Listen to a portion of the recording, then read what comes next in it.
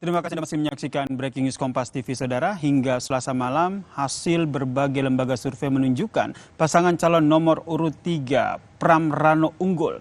Namun khusus Jakarta, ada aturan yang menyebut bahwa pasangan calon unggul harus mendapat suara 50% plus 1. Jika tidak, maka akan ada putaran kedua. Ini yang akan kita bahas bersama dengan Direktur Eksekutif Algoritma, Mas Aditya Perdana, yang telah bergabung bersama kami di Breaking News Kompas TV. Selamat malam, Mas Adit. Selamat malam, Mas Yasir. Nah, nanti akan kita bahas seperti apa dinamika pilkada di Jakarta. Namun sebelumnya saya ingin ke informasi lain terkait dengan Ketua Komisi Pemilihan Umum Jakarta, Wahyu Dinata, yang akan memulai melakukan rekapitulasi suara Pilgub Jakarta mulai Kamis besok, Saudara. KPU menargetkan rekapitulasi suara di tingkat kecamatan selesai dalam 6 hari.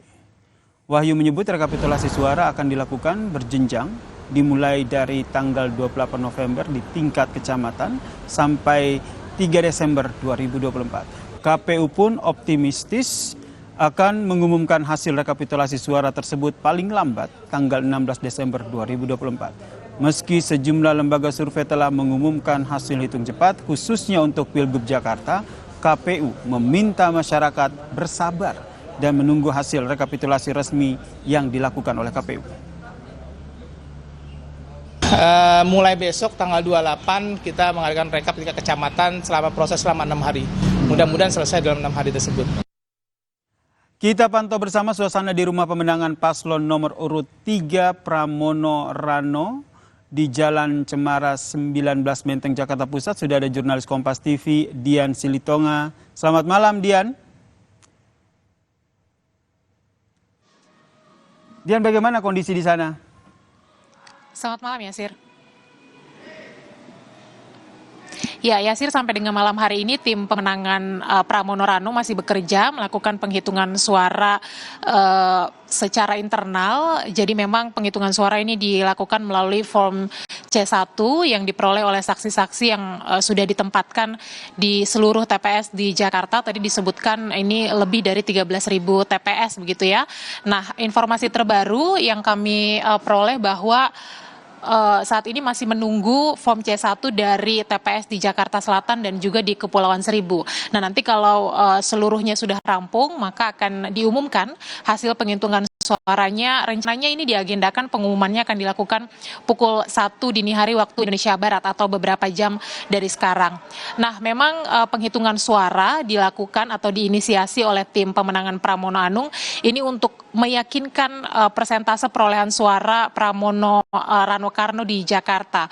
Usai sejumlah lembaga survei ini kita tahu sudah mengeluarkan hasil hitung cepat dan beberapa di antaranya juga sudah mencatatkan bahwa Pramono Rano ini memperoleh suara di atas 50%. Kalau Ketua Tim Ses Pramono Rano tadi Calontong dalam konferensi pers menyatakan bahwa ya hasil hitung cepat itu sudah dianggap sebagai kemenangan Pramono Rano di Jakarta. Tapi Yasir, tentu saja kita masih harus bersabar karena itu bukan hasil resmi. Hasil resminya nanti akan dikeluarkan oleh KPU, dan kalau berdasarkan tahapan yang akan dilakukan KPU Jakarta tadi sudah Anda sampaikan bahwa proses penghitungan atau rekapitulasi suara ini baru akan mulai dilakukan besok. 28 November hingga 3 Desember itu penghitungan di tingkat kecamatan, kemudian juga nanti akan dilanjut 5 sampai 11 Desember ini akan dilakukan rekapitulasi di tingkat kabupaten kota, kemudian 9 sampai 11 Desember adalah rekapitulasi di tingkat provinsi. Nah, nanti maksimal 16 Desember baru KPU akan mengumumkan penetapan hasil rekapitulasi suara. Jadi kita masih harus bersabar menunggu nanti siapa pemimpin Jakarta berikutnya yang memang ditentukan oleh KPU secara resmi. Jadi masih berjenjang begitu ya, nanti penghitungan suaranya dilakukan dan masih akan kita tunggu bersama nanti. Yasir. Terima kasih Dian Silitonga, dan tidak hanya Dian Silitonga, Saudara, namun di layar kaca Anda ini ada 3 jurnalis Kompas TV yang melaporkan bagaimana situasi di 3 paslon Jakarta. Tadi Dian Silitonga melaporkan bagaimana posko pemenangan Pramono Rano, Pram Rano. Lalu kita ke Abel Insani, bagaimana situasi di posko pemenangan RK Suswono. Abel.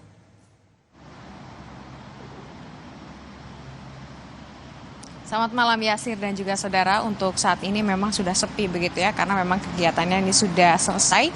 Dan memang sedari pagi tadi kalau kita melihat pasangan nomor urut 1 begitu ya, dari Ridwan Kamil dan juga Siswono, ini memang sudah melakukan kegiatan seperti pencoblosan. Memang kalau Ridwan Kamil ini di Bandung begitu mencoblosnya, dan untuk Siswono ini ada di Jakarta. Tetapi memang setelah mencoblos tadi Ridwan Kamil langsung ke Jakarta dan langsung bertemu dengan Siswono dan juga melihat bagaimana hasil quick count atau hitung cepat yang dilakukan oleh beberapa lembaga survei. Termasuk memang setelah melihat bagaimana dari hasil quick count atau hitung cepat dari beberapa lembaga survei, Ridwan Kamil dan juga Siswono ini langsung memberikan tanggapan kepada wartawan. Dan tanggapannya adalah bahwa Ridwan Kamil tadi mengatakan bahwa hitung cepat ini belum ada yang tembus 1 putaran. Artinya untuk Ridwan Kamil ini optimis akan ada 2 putaran. Dan optimis juga ketika pada putaran kedua ini Ridwan Kamil akan menang begitu ya. Karena memang Ridwan Kamil ini mengatakan bahwa untuk pilkada tahun ini dengan 5 tahun yang lalu ini cukup berbeda. Untuk tahun ini dibilang kalau lebih rekonsiliasi. Artinya memang untuk tahun ini lawan bisa menjadi kawan. Nah, ini tadi juga disebutkan oleh Ridwan Kamil ketika ia juga cukup kaget dengan hasil atau angka dari hitung cepat begitu ya untuk pasangan nomor urut 2 begitu, yakni Dharma Pongrekun dan juga Kunwardana yang memperoleh lebih dari 10%. Nah, jika memang pada putaran kedua tadi Ridwan Kamil mengatakan nanti Ridwan Kamil akan mengambil suara dari pendukung Dharma Pongrekun dan juga Kunwardana. Nanti kita lihat akan seperti apa, karena yang jelas untuk hitung cepat ini belum bisa dikatakan sebagai hasil resmi. Artinya nanti kita masih harus menunggu dari KPU terkait dengan hasilnya yang secara resmi akan diumumkan pada tanggal 15 Desember yang akan diumumkan ke publik. Kembali ke Anda Yasir. Terima kasih Abel Insani yang melaporkan bagaimana respon dari RK Siswono terkait dengan hasil hitung cepat. Ini juga ingin saya tanyakan kepada jurnalis Kompas TV Benediktus Aditya. Bagaimana respon dari Dharma dan juga Kun terkait dengan hasil hitung cepat ini, Bene? Ya, selamat malam Yasir dan juga saudara. Hari sudah mulai malam, namun semarak pilkada masih tetap terasa, salah satunya di lokasi di mana saya mengabarkan di rumah pemenangan dari paslon nomor urut 2, Dharma Pongrekun dan juga Kunwardana.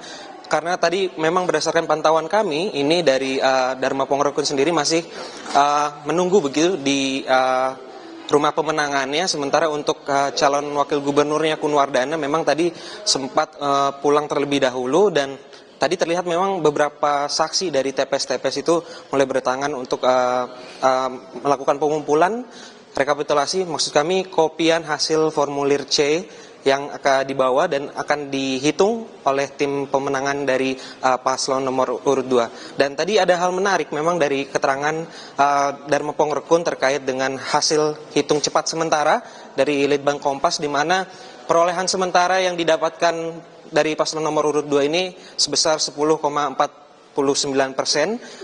Perlu dicatat bahwa ini adalah hasil sementara, dan tadi Dharma Pongrekun menyatakan bahwa beliau menerima segala hasil yang telah dilakukan begitu Yasir. Baik, terima kasih jurnalis Kompas TV Dian Silitonga, Abel Insani dan juga Benediktus atas informasinya dari posko pemenangan masing-masing paslon. Dan saudara, kita masih perbincangkan terkait dengan Pilkada Jakarta ini bersama dengan Direktur Eksekutif Algoritma Mas Aditya Perdana. Mas Adit, yang Anda lihat dari hasil hitung cepat di Pilkada Jakarta ini cukup mengagetkan atau sudah terprediksi?